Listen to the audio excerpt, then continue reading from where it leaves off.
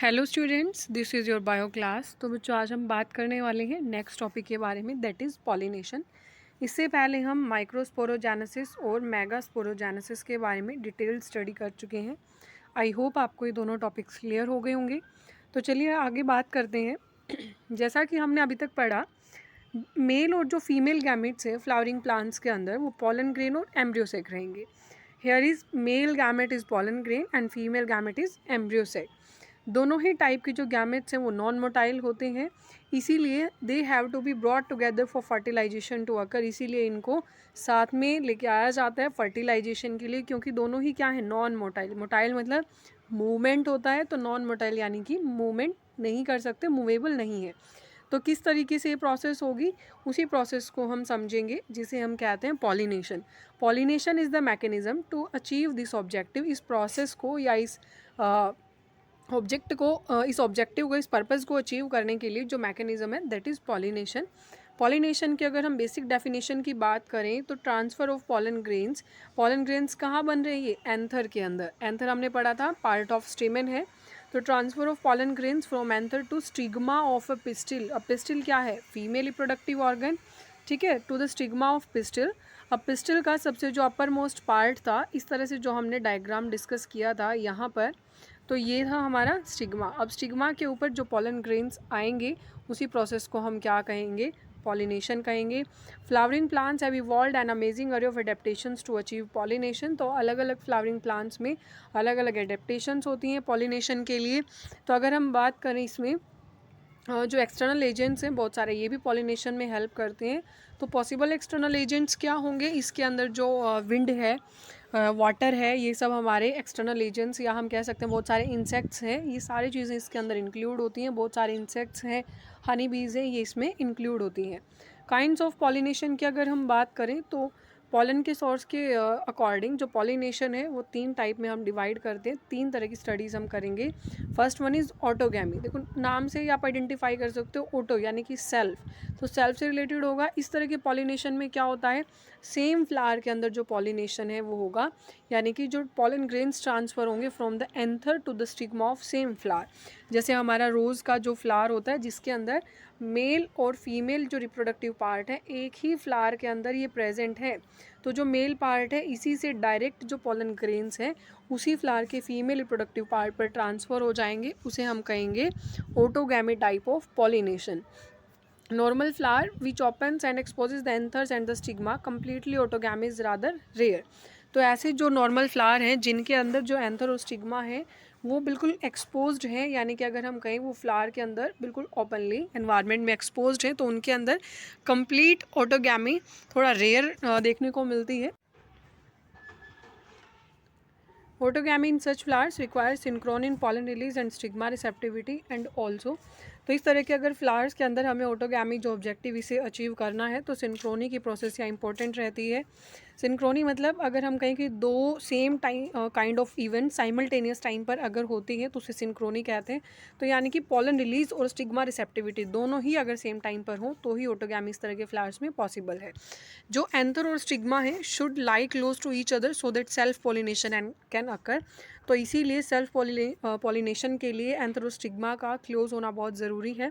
सम plant such as viola, common pansy भी जिसे कहा जाता है, ओक्सैलिस एंड कॉमेलिना, 2 तरह के फ्लावर्स इस तरह के जो प्लांट्स में वो प्रोड्यूस होते हैं। One is chasmogamous flowers and another one is cleistogamous flowers.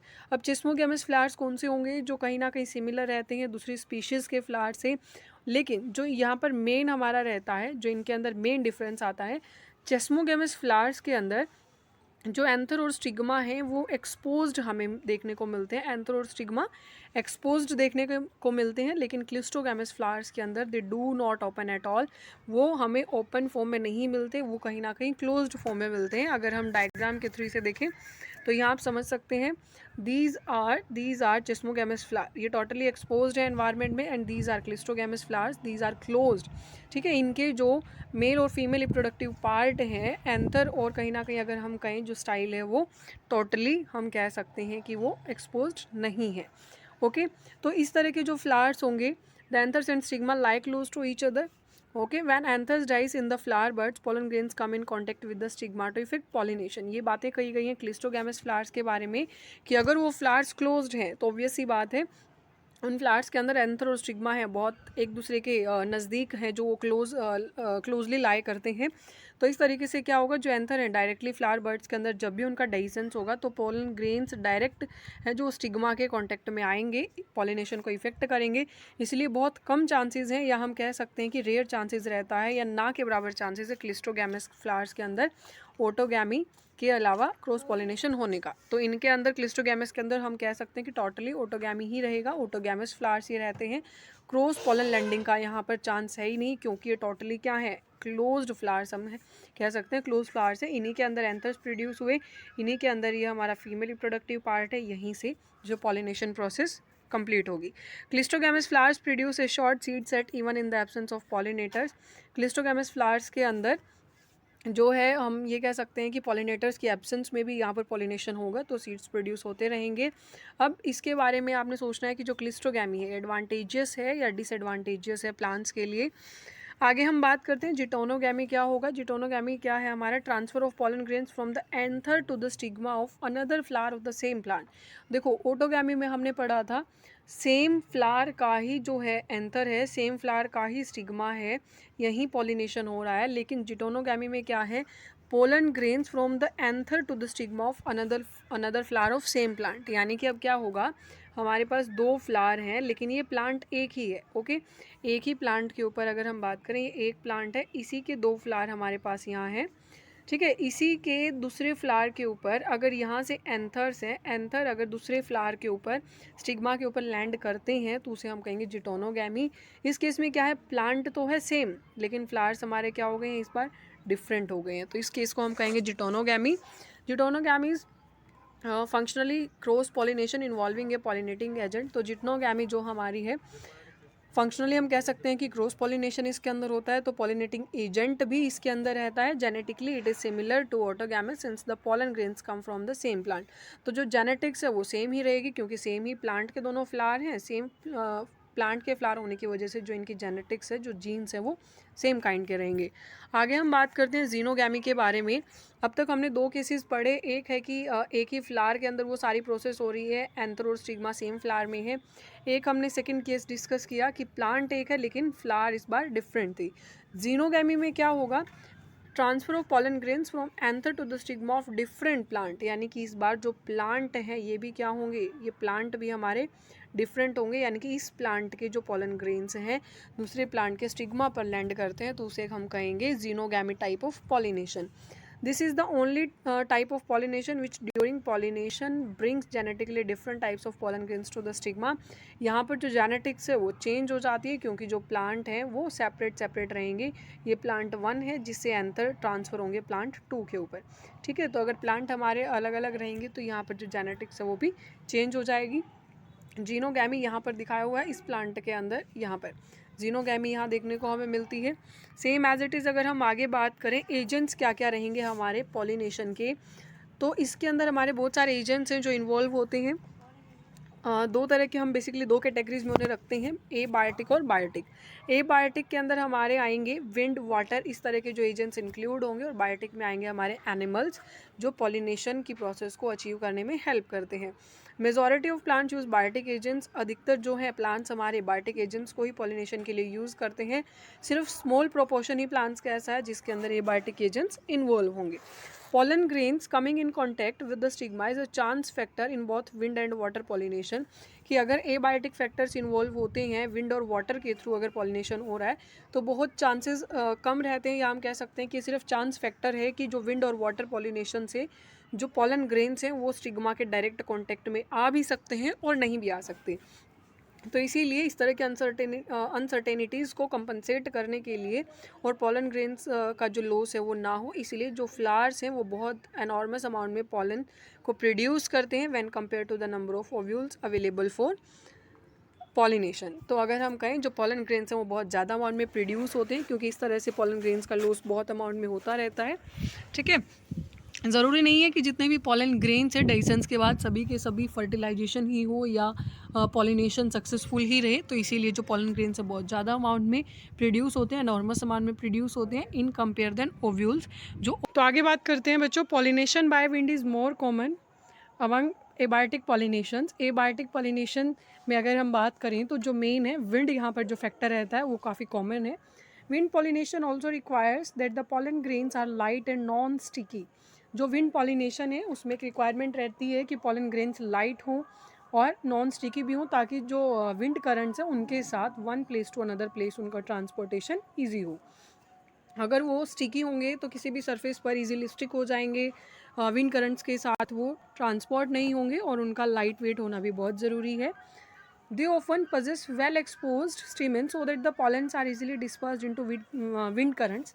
इसीलिए अगर हम बात करें कि किसी स्पेसिफिक प्लांट में जहाँ पर विंड पॉलिनेशन हो रहा है तो वेल एक्सपोज स्टेमेंस भी होना उतना ही ज़रूरी है। जैसे यहाँ पर ये वेल एक्सपोज स्टेमेंस हैं, यहाँ से जो स्टेमेन है वो टोटली एनवायरनमेंट में वेल एक्सपोज्ड है, तो जो एंथर पर पॉलन ग्रेन्स की फॉर्मेशन होंगी वो इजीली डिस्पर्स हो जाएंगे and large often feathery stigma to easily trap airborne pollen grains. और साथ में ही ऐसे ही एक्सपोज्ड फीमेल रिप्रोडक्टिव पार्ट होना भी रिक्वायर्ड है, यहाँ पर फिदरी स्टिग्मा होना भी ज़रूरी है ताकि जो पॉलन ग्रेन्स है वो इजीली जो स्टिग्मा है उन्हें ट्रैप कर ले। Wind pollinated flowers often have a single ovule in each ovary and numerous flowers packed into an inflorescence। तो जो अगर हम बात करें विंड पॉलिनेटेड फ्लावर्स हैं इनके अंदर सिंगल ओव्यूल ही प्रेजेंट होता है हर एक ओवेरी के अंदर और बहुत सारे फ्लावर्स पैक्ड होते हैं। फैमिलियर एग्जांपल की अगर हम बात करें तो कॉर्न कोब है, जहाँ पर जो टैसल्स है you see are nothing but the stigma and style which wave in the wind to trap pollen grains. यहाँ पर टैसल्स बच्चों यूज़ हुआ है जो कॉर्न कोब जो प्लांट है हमारा इसके फीमेल रिप्रोडक्टिव पार्ट के लिए।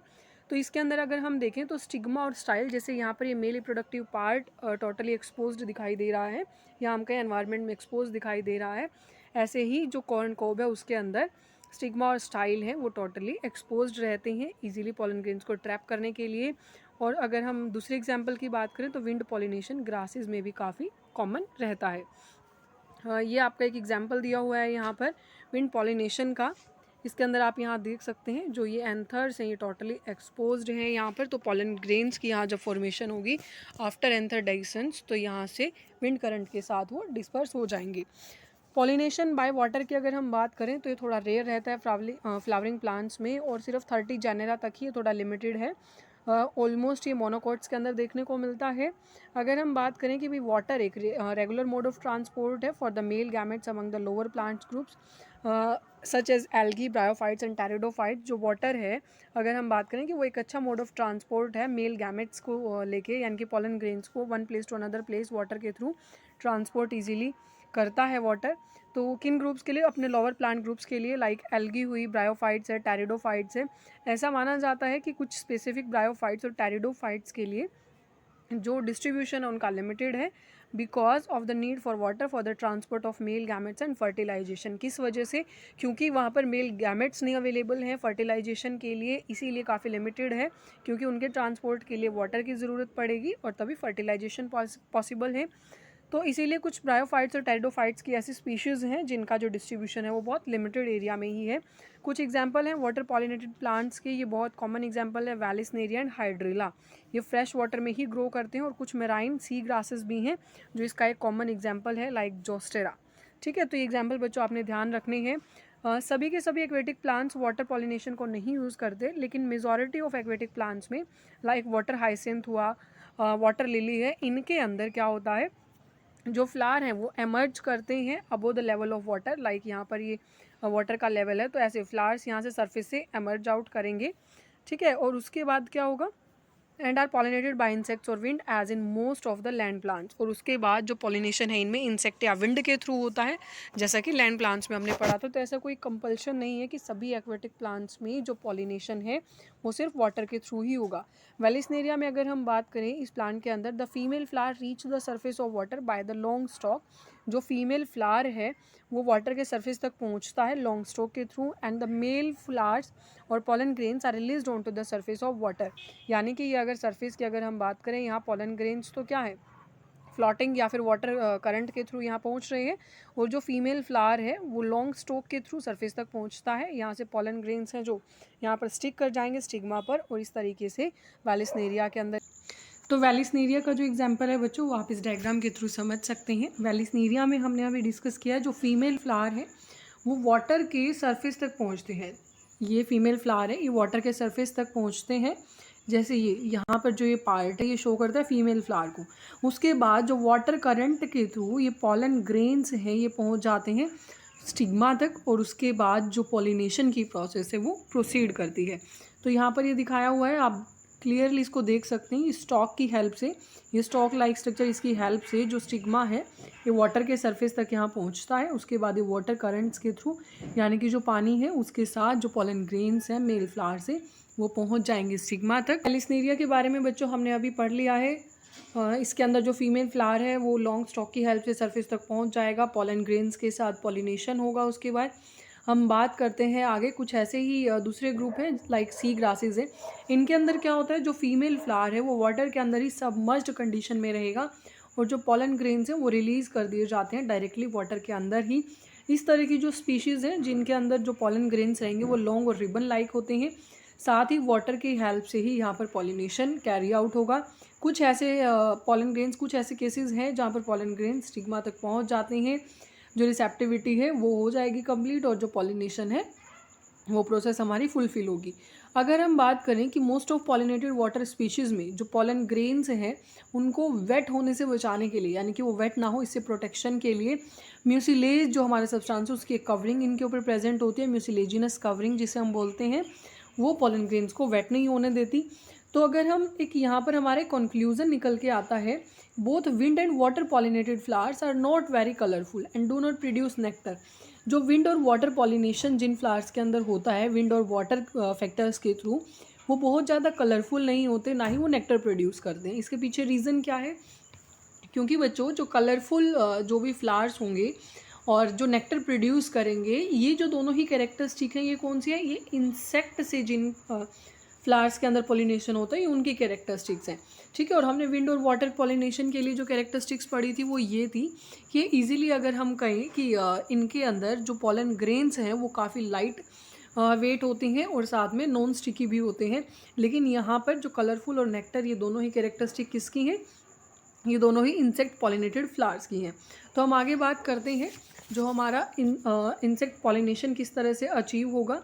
अगर हम बात करें मेजॉरिटी ऑफ फ्लावरिंग प्लांट्स के अंदर, अगर हम डिस्कस करें कि मेजॉरिटी ऑफ जो फ्लावरिंग प्लांट्स हैं हमारे, उनके अंदर जो पॉलिनेटिंग एजेंट्स रहते हैं वो है लाइक बीज है, बटरफ्लाइज है, बिटल वास्प है, आंस है, और कुछ बर्ड्स के थ्रू भी। ठीक है, तो जैसे अगर हम बात करें इन एनिमल्स में सबसे कॉमन जो रहते हैं वो है इंसेक्ट्स, पर्टिकुलरली इंसेक्ट्स में भी बीज, ये डोमिनेंट बायोटिक पॉलिनेटिंग एजेंट्स हैं, यानी कि सबसे ज़्यादा जो पॉलिनेशन में इंसेक्ट्स में हेल्प करती हैं वो है बीज। ओके, आगे हम बात करें बच्चों अगर, यानी कि जो लार्जर एनिमल्स हैं लाइक कुछ प्राइमेट्स भी होते हैं, लेम्यूर्स जिनको बोलते हैं हम। ओके, और इनके अलावा आर्बोरियल यानी कि जो ट्री ड्वेलिंग होते हैं, रोडेंट्स जिन्हें कहते हैं, यानी और साथ में रेप्टाइल्स। ठीक है, गैगो लिजार्ड, गार्डन लिजार्ड भी इनके अंदर इंक्लूड होते हैं। इन्हें भी एज अ पॉलिनेटर्स कुछ स्पीशीज़ में हम कह सकते हैं कि इन्हें रिकॉर्ड किया गया है कि ये ऑर्गेनिजम्स भी, ये एनिमल्स भी ऐसे हैं जो पॉलिनेशन में हेल्प करते हैं। जनरली हम देखते हैं जो फ्लावर्स ऑफ एनिमल्स हैं उनको पॉलिनेशन में वो एक पर्टिकुलर एडेप्टेशन उनके अंदर होती है एक पर्टिकुलर स्पीशीज़ के लिए। यानी कि आप ऐसे समझे इस चीज़ को, कुछ स्पेसिफिक जो प्लांट्स हैं उनके अंदर ये फिक्स होता है कि वो किस इंसेक्ट के थ्रू उनके अंदर पॉलिनेशन होगा, या वो एडेप्टेड है एक पर्टिकुलर स्पीशीज़ के लिए, उसी स्पीशीज़ से इस प्लांट के अंदर है जो पॉलिनेशन होगा इंसेक्ट्स के थ्रू।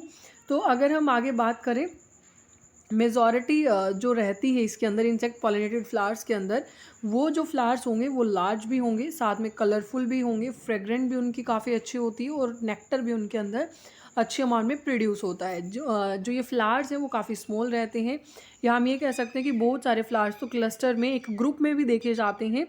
ठीक है, ताकि जो भी प्लांट है या फ्लावर है वो कॉन्स्पिक्यूअस थोड़ा सा वहाँ पर दिखाई दे। बिल्कुल ऐसा नहीं है कि वो टोटली हम ये कहें कि हाँ उनके वेल एक्सपोज्ड है, या ऐसा नहीं। इनकी जो मेन कैरेक्टरिस्टिक्स रहती हैं वो ये कि जो फ्लावर्स हैं लार्ज है, कलरफुल हैं और फ्रेग्रेंस इनके अंदर बहुत अच्छी रहती है और नेक्टर रिच रहती हैं। अगर अगर कुछ केसेस में फ्लावर्स स्मॉल हैं, हम जनरली लार्ज ही मिलते हैं, अगर स्मॉल है तो वो वहाँ पर क्लस्टर की फॉर्म में होंगे, एक ग्रुप की फॉर्म में हम कह सकते हैं प्रेजेंट होंगे। एनिमल्स अट्रैक्ट होंगे फ्लावर्स की तरफ उनके कलर और फ्रेगनेंस के थ्रू। जो फ्लावर्स पॉलिनेटेड है लाइक फ्लाइज है, जो बीटल्स हैं, जो अगर हम बात करें यहाँ पर, ये क्या करेंगी, beetles secreted foul odours to attract these animals. ये क्या करती हैं, ये एनिमल्स अट्रैक्ट हो तो इसीलिए फाउल ओडोर यहाँ से सिक्रीट होती है।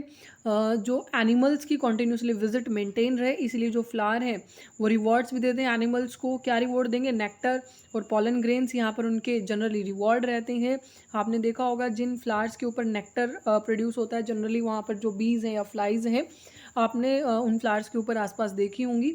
हार्वेस्टिंग के लिए अगर हम बात करें, the reward from the flower, the animal visitor comes in contact with the anthers and the stigma. तो इस केस में क्या होगा, जैसे मान लो ये फ्लावर आप यहाँ देख सकते हैं, यहाँ पर जो ये इंसेक्ट है, ठीक है, ये नेक्टर या जिस भी पर लाइक अट्रैक्शन जो भी इसका इंसेक्ट का हुआ है फ्लावर की हेल्प, फ्लावर की फ्रेग्रेंस की हेल्प से या नेक्टर की हेल्प से, तो जैसे ही ये जो इंसेक्ट है यहाँ पर लैंड करते हैं फ्लावर के ऊपर, तो एंथर से जो पोलन ग्रेन्स प्रोड्यूस हो रहे हैं वो यहाँ पर स्टिक हो जाते हैं, इनके सरफेस से स्टिक हो जाते हैं जो लोअर इनका सरफेस होगा, और उसके बाद वो दोबारा स्टिग्मा पर किसी फ्लावर के लैंड करेंगे तो पॉलिनेशन इस तरह से प्रोसीड करेगी ये प्रोसेस। जो बॉडी है एनिमल की, उनके ऊपर पॉलन ग्रेन्स की कॉटिंग हो जाएगी, जनरली स्टिकी होते हैं एनिमल पॉलिनेटेड फ्लावर्स, ये हमने अभी पढ़ा। तो जो एनिमल जैसे ही इन पॉलन ग्रेन्स को स्टिग्मा के कॉन्टैक्ट में आएंगे वहाँ रिलीज हो जाएंगे और इस तरीके से पॉलिनेशन हमारा प्रोसीड करेगा। ठीक है, अब कुछ स्पीशीज़ ऐसी भी हैं बच्चों फ्लोरल रिवॉर्ड्स के तौर पर अगर हम बात करें, in some species floral rewards are in providing same places to lay eggs. कुछ स्पीशीज़ हैं जो अपने जो एग्स हैं उन्हीं को ले करते हैं फ्लावर्स के अंदर। एग्जाम्पल इसका अगर हम बात करें तो टोलेस्ट फ्लावर जो हमारा होता है एमोर्फोफेलस, ठीक है, इसकी 6 फीट की अप्रॉक्स हाइट है इस फ्लावर की। तो इसका एग्जाम्पल है, सिमिलर रिलेशनशिप देखने को मिलती है मोथ और यूका के बीच में। इस तरह स्टूडेंट्स मोथ और यूका प्लांट है ये अपनी लाइफ साइकिल को कंप्लीट नहीं कर सकते विदाउट ईच अदर।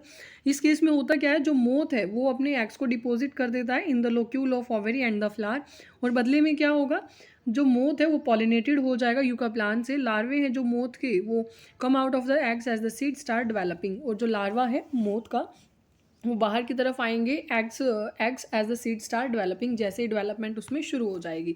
अगर हम बात करें why don't you observe some flowers of the following plants or any others available to you. ये कुछ एग्जांपल्स यहाँ दिए हुए हैं, लास्ट में मैं आपको एक पिक इसके अंदर डाल दूंगी जिसके अंदर लिखा हुआ है कि कुकुम्बर में जो पॉलिनेशन है वो कैसे होता है, मैंगो में कैसे होता है। अगर हम बात करें कुकुम्बर में तो बम्बल बीज और हनी बीज के थ्रू होता है, पीपल में वास्प के थ्रू होता है, कॉटन में भी बीज के थ्रू होता है, ठीक है, इस तरीके से बनाना में बैट्स के थ्रू होता है, मैंगो के अंदर फ्लाइज, स्टिंगलेस, ये स्टिंगलेस बीज और वास्प ये इंपॉर्टेंट है मैंगो का, ठीक है, इस तरीके से इनके अंदर होता है। लास्ट में मैं सारा डाल दूंगी, लोबिया के अंदर वास्प से होता है, ओके, अनियन में भी हनी बीज के थ्रू। तो लास्ट में मैं स्लाइड यहाँ पर डाल दूंगी, उसमें आप ये सब नोट डाउन कर लेना।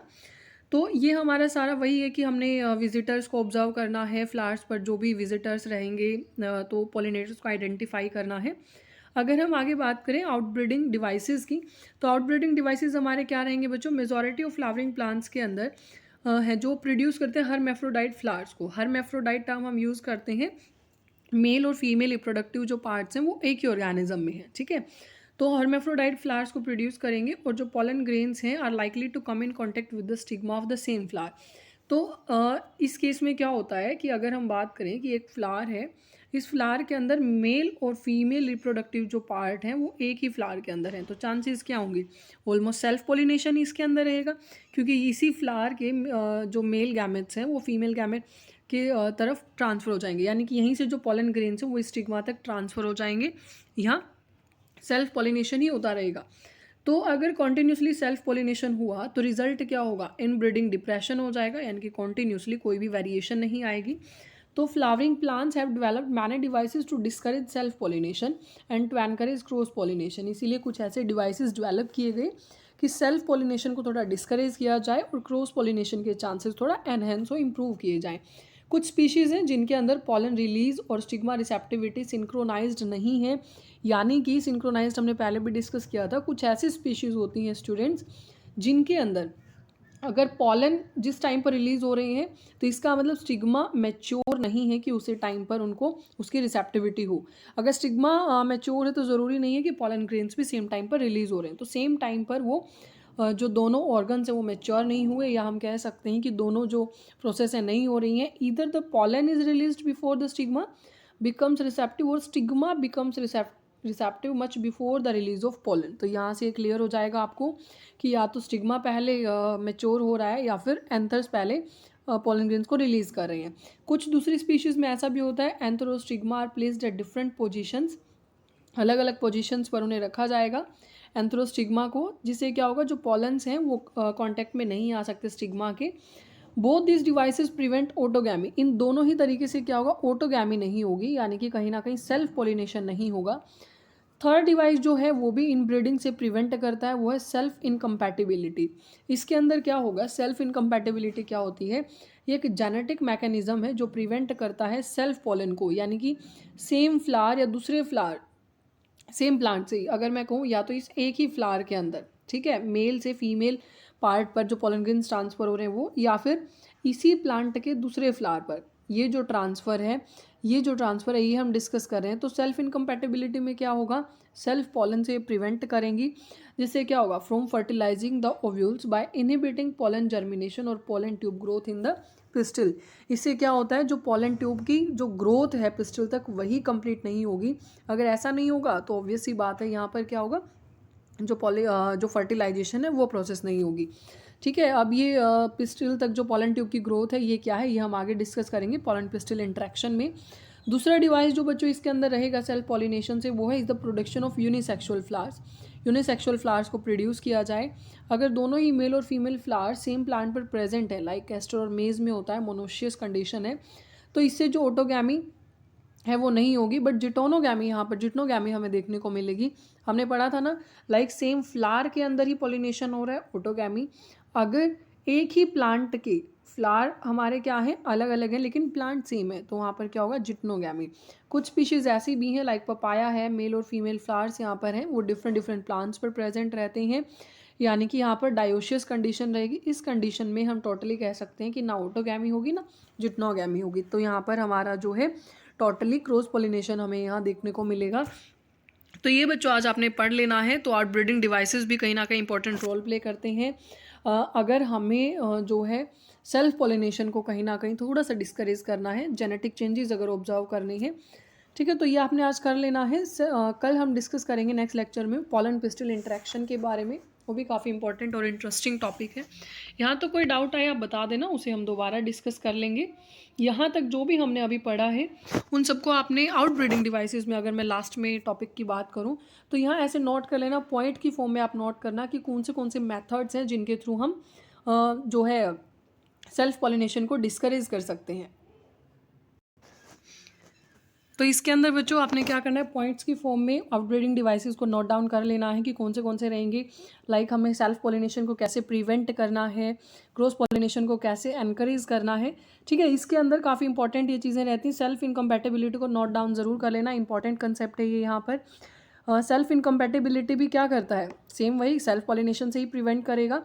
अगर आप इसे थोड़ा और ब्रीफ में समझें तो सेल्फ इनकम्पैटिबिलिटी आप ऐसे समझ सकते हैं, ये कुछ प्लांट्स की ना जेनेटिकली ही वो कैपेबल नहीं होते, या स्टेरिलिटी उनके अंदर होती है कि उनके अंदर सेल्फ पॉलिनेशन नहीं होगा, जो उनके अंदर हम ये कह सकते हैं कि वो कैपेबल नहीं है सेल्फ पॉलिनेशन में। तो इसीलिए जिन भी प्लांट्स के अंदर सेल्फ इनकम्पैटिबिलिटी, जिन फ्लावर्स के अंदर सेल्फ इनकम्पैटिबिलिटी होती है, उनके अंदर जनरली क्रॉस पॉलिनेशन के थ्रू ही पॉलिनेशन प्रोसेस होती है।